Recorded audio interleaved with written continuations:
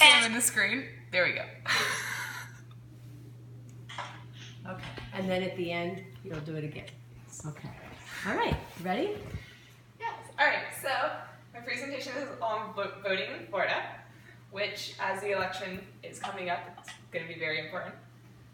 And only 7 out of 10 Americans are even registered to vote.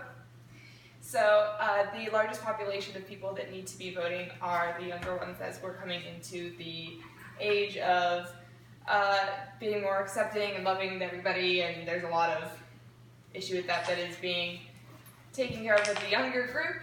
And in order to be eligible to vote, you have to be 18.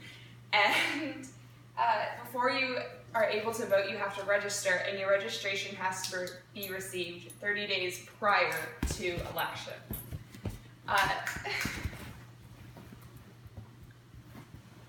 So you can register pretty much anywhere that's government related, at government public buildings, the DMV, the National Mail Voter Registration Form can be, it's filled out and then sent back in. In 20 states, there is also a form that can be filled out online. Is Florida one of those states? Yes. So for voting, you would find the polls, and you usually want to go in a little bit before, know where you're going, know your venue, and you need to make sure that you have all of your paperwork, your ID, voter registration card, and a sample ballot can prove to be very useful in knowing the way that your candidates are going to be laid out and the way that your state does your ballot. For voting day, you should be aware of your candidates, who the opposition is, and what your party is standing for. And you need to know what the election is, if it's just a general election or primary election. When you would get to the voting polls, you would check in and be directed over to the booths for the privacy of filling out your ballot.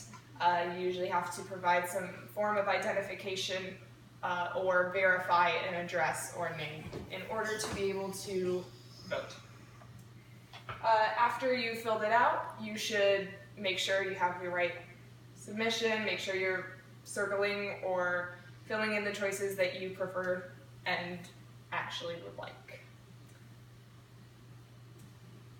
And in terms of the absentee or early voting, you have to do it in writing. You have to apply to have it in writing, apply to have that permission granted. And then you would get your ballot in the mail, fill it out, and send it back in.